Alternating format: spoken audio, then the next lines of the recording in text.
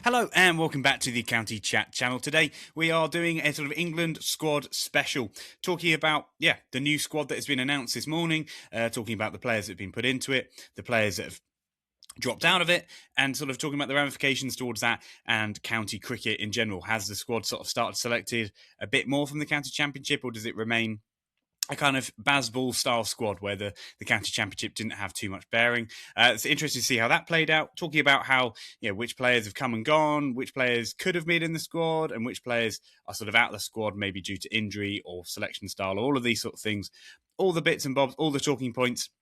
But without further ado, we'll get into just what the squad is itself. I'll show it up on the screen for those who are watching, but for those who are just listening, the squad is as follows. It is Ben Stokes as captain, Rayan Ahmed, Gus Atkinson, Sonny Baker, Shoaib Bashir, Jacob Bethel, Harry Brook, Ben Duckett, Matthew Fisher, Emilio Gay, James Rue, Ollie Robinson, Joe Root, Jamie Smith, and Josh Tongue. So there's definitely flavours of sort of new cricketers in there. I mean, Sonny Baker in his first ever squad, James Rue in his first ever squad, Emilio Gay in his first ever squad. Some recalls in a sense, with Ollie Robinson being the sort of the name most obvious, notable one.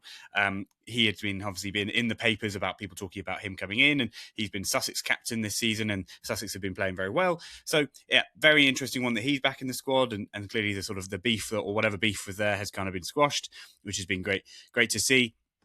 Some other notable names that sort of have dropped out of the squad. I think the most obvious, of course, being Zach Crawley. The opening batter has had a really terrible start for his season, playing for Kent in Division 2. I think he's not even averaging... I don't think he's even averaging 20 so far this season.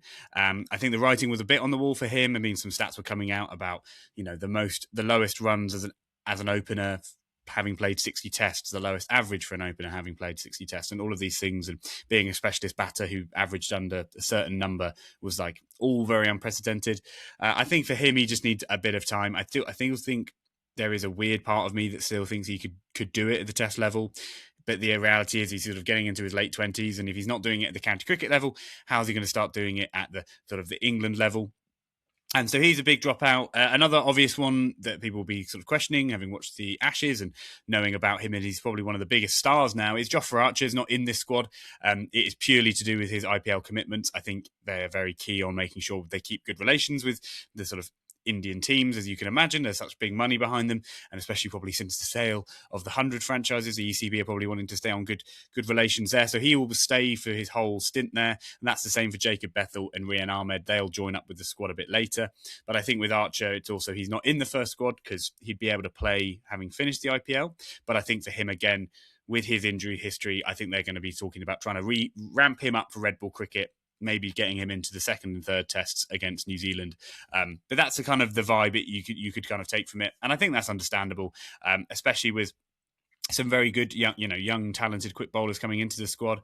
Another player I didn't mention who's sort of in the squad but sort of stayed in the squad is Matthew Fisher.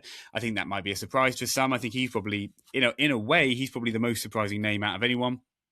Another one that had actually passed me by because I can't pretend I followed the IPL too closely is Bryden Castle got injured, an injury in his hand about midway through April.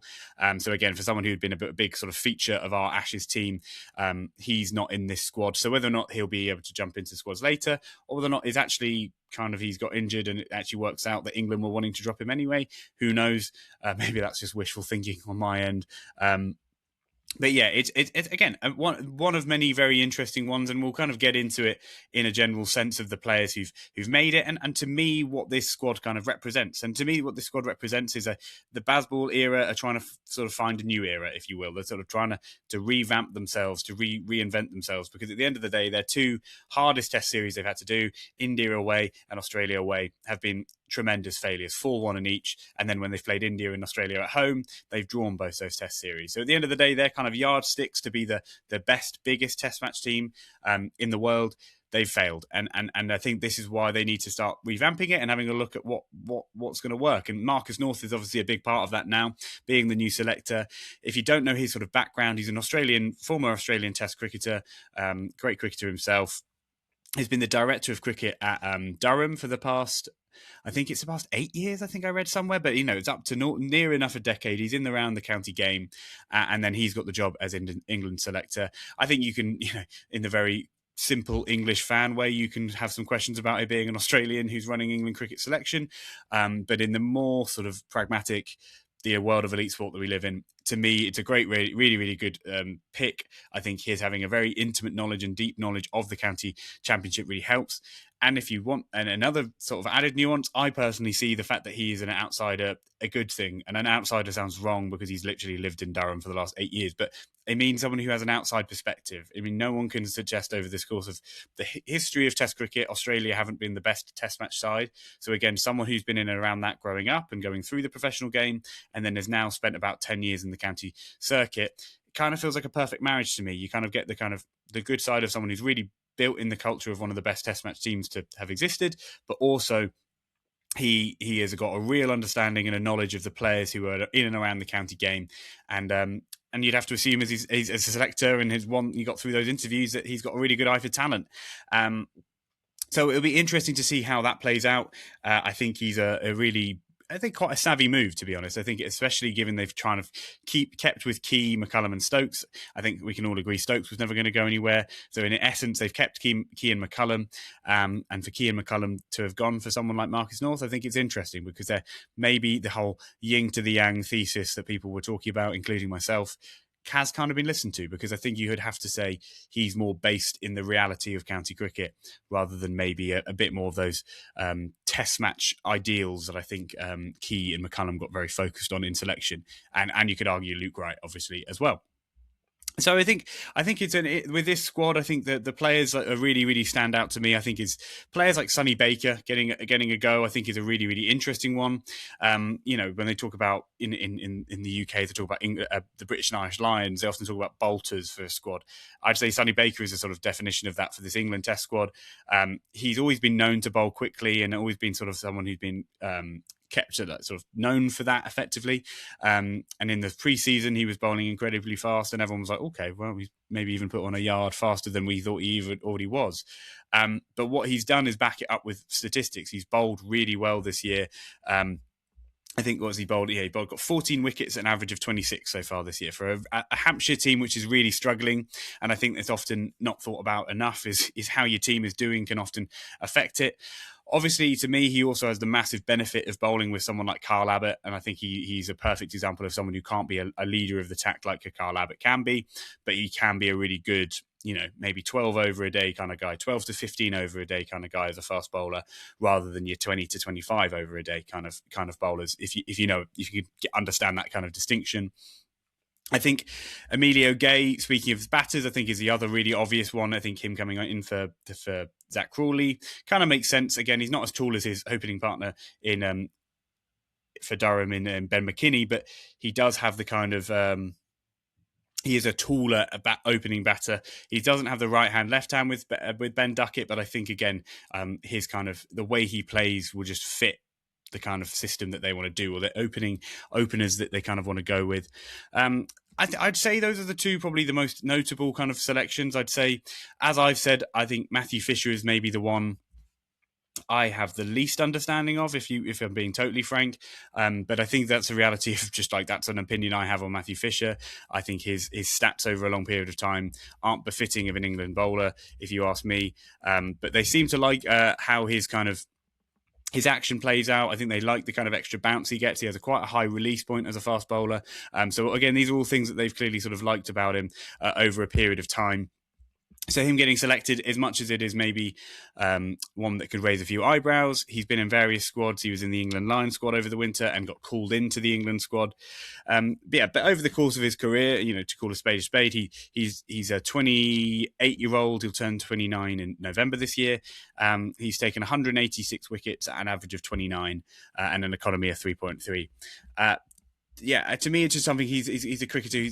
His statistics aren't anything to write home about. I think the reality is that he's still someone who falls into that grey area where England cricket will tell you that he's someone who can translate well to the Test match game compared to a Sam Cook or a Jamie Porter, these kind of bowlers who often take loads of wickets at a low average, and everyone's like, well, surely you'd pick him, and then England don't, and that's the kind of logic they go with. And again, you can understand it because, Sam Cook had a go and obviously didn't go too well for him. But I'd personally say that's to do with the wickets that England have been producing at home, and I really hope that's something we see a little less of this summer. But on the whole, I mean, we've got about 10 minutes in, but I haven't really said, I think it's a good squad, personally. I think it's a really good squad. I think there's a real obvious kind of give and take with it, and I think there's a real obvious look at the county championship and think who are players who we both think are doing well in the county championship but can also keep doing well. The only one I'd say, again, another one, I'd still say Shoaib Bashir. If you didn't play him in Australia this winter, he shouldn't have been picked for this summer's squad. And maybe that's me being harsh, because he's actually bowled quite well for Derbyshire. He's taken 14 wickets at 36 for Derbyshire, which again isn't all that great, but when he's playing at really flat wickets at Derby, he's done really well. And what he's actually shown real life of, and this is something we've been looking for him. So if this is like the way he was bowling out in Australia and didn't bowl, and we had Will Jacks, my head will explode, is his economy has been under 3. And that is very rare for red ball spin bowlers in the modern game. So he's been bowling at an economy of 2.78 in the first few matches in the county championship for Derbyshire. So Shoaib Bashir is looking to sort of find that control that I think we can all agree he didn't have for the first few years of his Test match career. I think it's just it's a weird one that he's still in the squad in a way, but then I guess it's still this player who they have a lot of time for and a lot of respect for. And, I can understand that they've had a real conviction in him as a bowler. And he started to show, in a way, why, I guess. So I think all power to him. I personally would say watching him bowl this summer, I've tried to, the start of this summer, I've tried to watch a few times when I've noticed he's bowling. I'd say it's easily the best I've seen him bowl. And that's a really good sign that he's kept improving. He hasn't let this winter dishearten him, and maybe it's actually spurred him on. So in a way, I'm sort of saying that I disagree with the selection, but I also really understand it, because I think this is the best he's ever been. So if they've picked him for the last 4 years, then why wouldn't they pick him now? To me, I think it's only maybe in the nature of just, I think if you wanted sort of someone who I pick for a spinner, I think I've seen a few other people mention it, but Jack Carson, again, I do know Jack, so there is a very obvious bias for it now. But if you look at his career, he's scored 100 again this year, batting from the lower order. He's a very, very good fielder, and his bowling statistics are far superior to, say, someone like Shoaib Bashir. And he's a tall off-spin bowler. I know that there's kind of reasons around it that I think he's dropped out of England's views for the last few years, and that's all by the by. But to me, I think he is so clearly overlooked, and again, I think he really, really deserves a shot. And I think also, like, he's a really young man, and I think when he was in the England Lions squad a while ago, he was a kind of a lot younger man than he was even now. So he's a 25-year-old. He's taken 187 wickets at an average of 33 across his career, but also averages about 24 with the bat, with 200s and 12 50s in his career.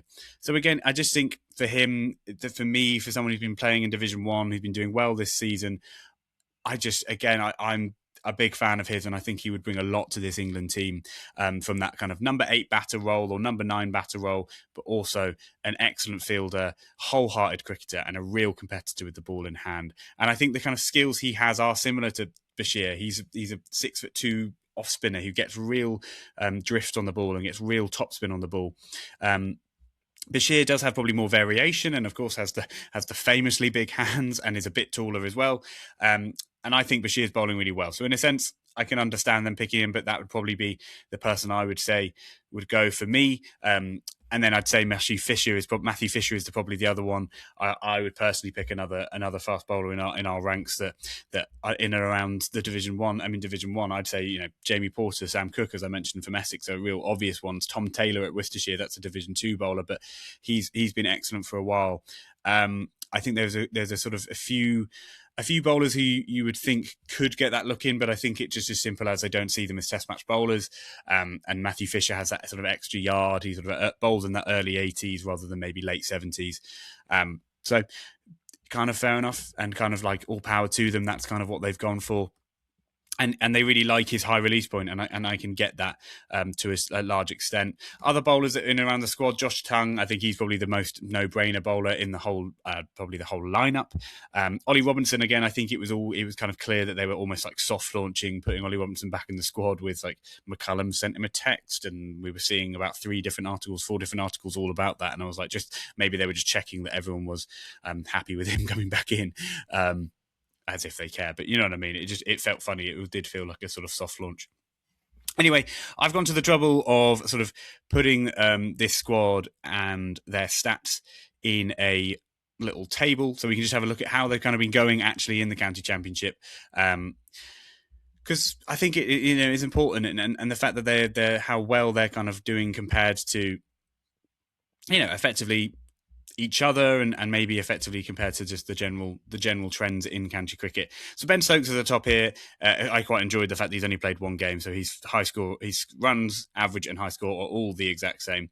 But if you see here, I have done a little Division 2 disclaimer. I do think there is some reason you have to make some kind of comment towards it, because at the end of the day, it is a lower division. In a sense, it would be like in England football if we picked someone from the Championship and said he scored 35 goals this winter, and no one questioned it, and then they were like, oh, but it was in the Championship. So I do think you have to kind of mention when Division 2 players are picked in the England squad.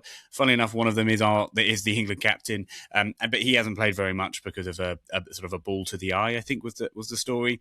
But he's also taken 4 wickets at 21 and then a low economy. He was actually opening the bowling, so whether or not he'll open the bowling for England will be an interesting storyline. But yeah, sorry, just if you're looking at the numbers and want some context, runs, average, and high score for the batting stats, and then bowling stats, we've got wickets at an average with an economy. So yeah, moving off Stokes, because again, it's a 1 game sample size, and we know Stokes was always going to be in this squad.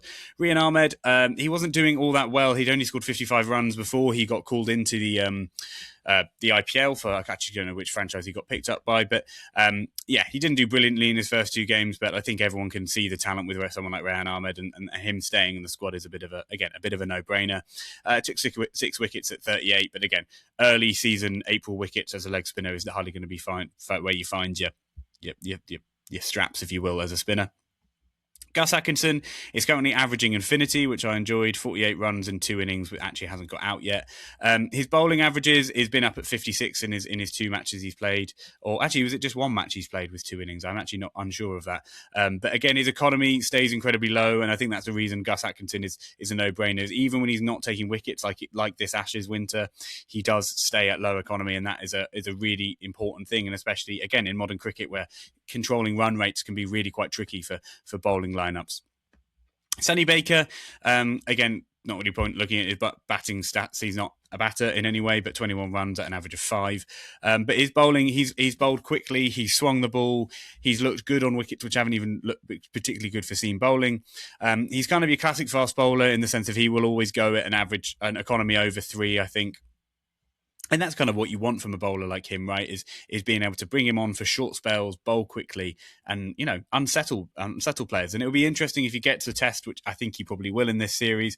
What the speed gun is actually showing when he's bowling in a test match, whether or not it is consistently 85 to 90, or if he is actually jumping into the 90s, which we sometimes see someone like Jofra do. Moving off Sonny Baker, Shoaib Bashir, again, sort of unnecessary to look at his batting. I think we all know he's a bit of a rabbit. But again, 14 wickets, an average of 36.57. But again, the most important thing to me is that economy at 2.78. I think that's a really big thing for Shoaib Bashir. And if he can do that in the test match level, or even, say 3.2 rather than 4s, that's a massive difference for your off spinner, and that's a really, really good thing. So I think Shoaib Bashir, again, I'm sort of conflicted, and you can probably tell in this podcast how I'm talking about it is I'm conflicted, because I still see there being better spin bowlers in around England. I think Mason Crane's emerged really well this summer. You can argue Rian Ahmed, as I mentioned, Jack Carson. There are a few, but to me, Shoaib Bashir is a real good spinner, and in Division 2 he's actually really shown him to be able to have a good amount of time, and also playing at Derby, because Derby, if you don't know, Derby is an absolute road to bat on. So the games pretty much always get to a 4th innings. So if Derby have batted first, him bowling on a 4th innings wicket a lot more, and just being able to bowl a lot of professional overs. And that's kind of the only reason in a way that I'd have liked him not to be in the squad, is because I just sort of, maybe a summer, maybe even 2 summers of him not being in the England around the test squad, and just being able to develop as a young off spinner, like someone like Graham Swan did back in the day, I just think would be a good thing, rather than him, let's say the wickets don't provide spin. So Bashir's just in the England squad, but isn't actually bowling. And I think that would be the worst of both worlds. Kind of like similar to when Jacob Bethel had that sort of last summer. But hey, that's cricket in a sense. Well, speaking of Jacob Bethel, we'll move straight on to Jacob Bethel. And this is all in alphabetical order, as you can imagine. But yeah, NA for Jacob Bethel. He's kind of been one of the big talking points of this early summer, if you will, because we're not even into June yet. But been NA. He's been playing in the IPL, so he's not done any county championship cricket.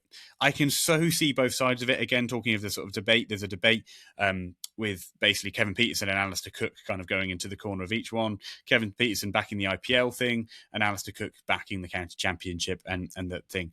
If you don't know the kind of story, it's that Jacob Bethel has not been playing for the RCB, but he's kind of had a bit of a clear bromance with Virat Kohli, been following him everywhere, and been learning from one of the greatest batters of the generation, sort of before Jacob Bethel, if you will. So I can totally understand Kevin Peterson's point of view, going like how valuable that is for an England cricketer cannot be put into time at the crease. You cannot understand how important it is to just spend time with someone like Virat Kohli. But I can also understand Alistair Cook's point of view is like, a little less conversation, a little more action, to quote Elvis Presley. But it's like, all the conversations in the world can be super helpful, but just being able to play for Warwickshire, play 5 or 6 matches for Warwickshire, and just build up Red Bull experience for someone who is lacking in Red Bull experience is no bad thing. I think the reality is that England look at him, and I think probably Jacob Bethel looks at himself, is that I am easily good enough to play Test match cricket. I know I am. I've proven it in that SCG Test match. Let him cook. Let him do what he wants to do. Let him follow what feels like works for him, and I can really, really respect that. Moving on to the next person in the squad, Harry Brook. Average of 66, average of 33, 66 and 40. He's only played one match for Yorkshire in a loss. You can't take much from it. I personally would have loved to have seen him play in more county championship cricket. I think it's a tough look when Yorkshire are playing and a sort of proud Yorkshireman is out in Augusta playing golf. But I think Harry Brook kind of gets the sharp end of the stick, maybe because of his personality, because of the winter he had. I think it's a natural one. But speaking of someone who had a bad winter and has played county championship cricket and has proven their quality, it's Ben Duckett. He scored 500 runs in the games he's played. He's averaged 83. He just scored a 203 not out against Surrey in the game just finished. And to me, that's what you should do. And that's what Zach Crawley, I'm sure, was looking to do.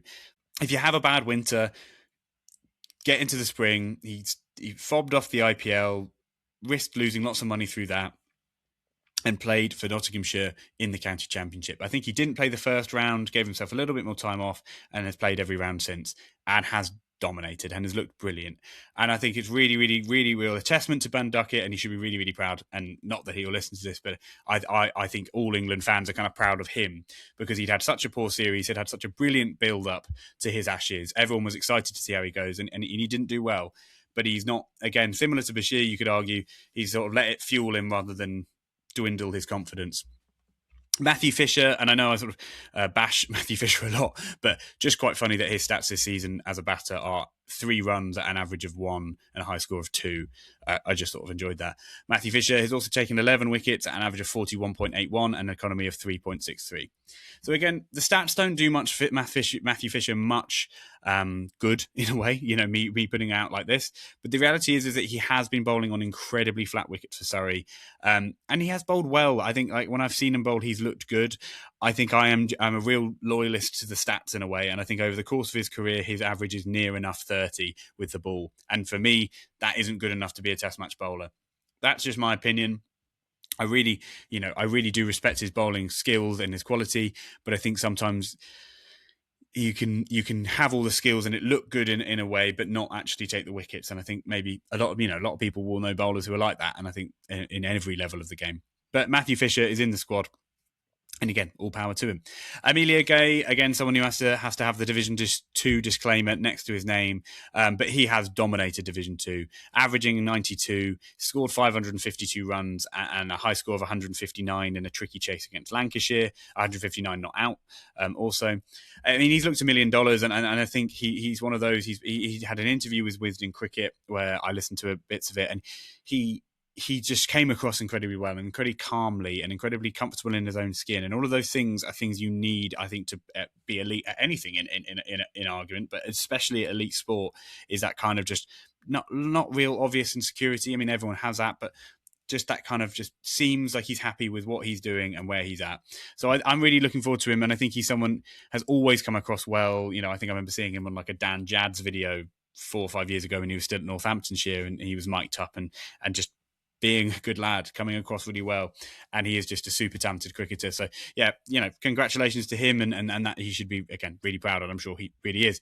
Speaking of, again, new names in the Test team, James Rew, he's just doing exactly what he always does. 392 runs at an average of 43, whilst being a very good wicketkeeper batter. He scored a high score of 122 this year. But yeah, he's had a seriously good year, James Rew. But again, that is actually directly in line with his statistics throughout his career. I think his average is genuinely 43 with the bat. So the fact that he's averaging 43.55 kind of just shows how consistent he is. I don't think he's even 23 yet. I mean, he's so young, and he's already scored like 12 first-class hundreds. He's just a run machine. I think he's one of those, he does fall into that phrase, a run machine. So I think James Rew being in England squads, get used to reading his name, let's say that. Ollie Robinson, he has had just the start to the season he needed, I think, to really just stamp his authority as being that kind of leader of the attack as they've been looking for. There's been a sort of power vacuum there, and I think that was the most obvious thing in Australia. There was a lack of that. He's taken 17 wickets at an average of 26.17, an economy of 3.01, which for him is not even like particularly startlingly impressive. But I think as a Sussex fan who's been watching him bowl a lot, he's just looked in the contest and looked so up for it. He's looked so fit. His bowling speed at the start of his spell looks similar to the end. And by the third spell of the day, he's still running in. Him getting the captaincy, I was dubious of as a Sussex fan, but he's been a brilliant captain, really tactically minded, done really well. Only made one mistake basically when he scored 100 at Surrey, which he hadn't done since his first class debut. He declared the innings straight away, and I think in retrospect that sort of proved to not be a good move. But again, it shows his aggressive and proactive mindset, which I think has almost been shaped by Bazball. So in a way, he is kind of like a perfect bowler for that. And you see him bowl to someone like Jake Weatherald, and he gives them a proper send off after taking his off stump for a walk, and it's just I've always seen Ollie Robinson for the last 3 or 4 years as the best bowler in England, and I still think that. And I think he just seems a really matured man at this point of his career compared to early on in his career where he didn't come across like that, shall we say. So I'm excited for him, and I think for the next few years, he, to me, should be the bowler who England are bowling, kind of building their bowling group around, because that would take him into his mid-30s, and then, you'll be seeing how his fitness is holding up at that point. But yeah, Ollie Robinson is a great bowler, simply put, and him being in England's lineup just makes sense to me. Joe Root, again, he hasn't played loads of cricket, but again, speaking of James Rew being a run machine, it doesn't get bigger of a run machine in England than Joe Root. 193, average of 64. He looked inevitable to get 100 against Sussex when Sussex played him, but he got out for 96. But again, all the same to him, runs are runs, and a great start to his year. His bowling has also looked really, really good. He's taken 8 wickets at an average of 18 for Yorkshire, and bowled them to victory with Don Bess. I think it was against Somerset? Yeah, I think it was Somerset. And he bowled brilliantly in that game, in essence. Right, I feel like we've been here for ages, but the statistics, get lost in the statistics. Jamie Smith, 446 runs, average of 63, and a high score of 166. He's actually been doing a little bit of keeping for Surrey because Ben Foakes injured himself whilst bowling. But anyway, Jamie Smith had a really great start to the season. He had a little bit of like a step back in form in the last few games, but because he was averaging like 100 to begin the year. But anyway, 446 runs before May is done is usually a good sign for a county championship season for Jamie Smith. So yeah, good for him, and well deserved runs in a sense. And again, another person who had a bad winter but played for Surrey, really committed to himself to playing for almost every game for Surrey, and has done really, really well. So yeah, all power to that, and I always really respect it when that happens. And then lastly, Josh Tongue has just bowled quick, has bowled straight. 11 wickets at 25.9, economy of 3.7. Josh Tongue just looks threatening whenever you see him bowl, and I think he really fits this England setup and this England sort of proactive mindset and how they go about getting their wickets.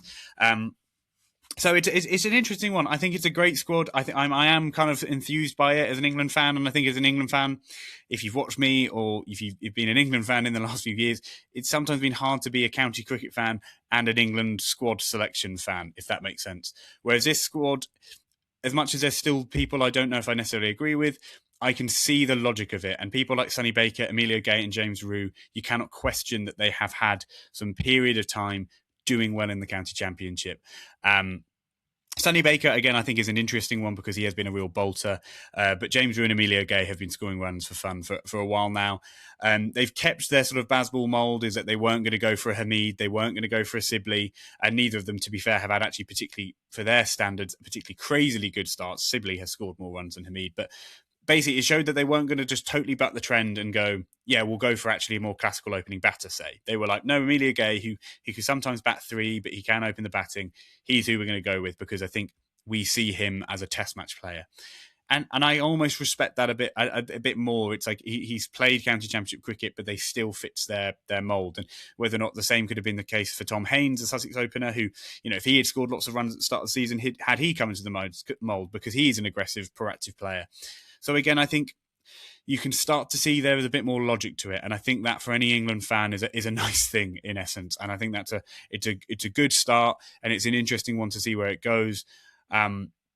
Ollie Robinson back in the squad, I think, for me, is the most obvious one because I think he is such an obvious leader of the attack. He bowls lots of overs for Sussex, and I think that will translate well for England.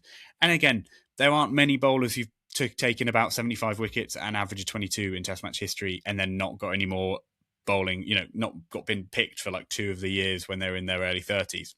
That's more to do with his personality stuff and the issues he had with the England management. But you see what I mean? The evidence has been there for Ollie Robinson for a long time. And it's just whether or not the fitness and the kind of attitude is there, I think is the really important aspects for him at this point. Anyway, we've got to pretty much half an hour, so I think this will work as well as a little podcast about the England squad, a little England squad special. So I hope you've enjoyed listening. If you're listening on Spotify, or make sure to drop a follow. Spotify, we get good listeners, but struggling with our followers. So if you're listening in quite a lot, make sure to drop that follow. YouTube, again, same with always, subscribe, like, all of those good things. Apple Podcasts the same as well with following. I really do appreciate it. Any ratings, any comments, and yeah, drop your comments down below. I always appreciate reading comments. They're always really, nice, sort of building a community. So that's been a really good aspect of the last few months. So yeah, drop any comments, any thoughts, any feelings, and let me know, and I'll definitely get around to chatting to you. So thank you very much for watching. I've been the County Chat, and have a great day wherever you may be.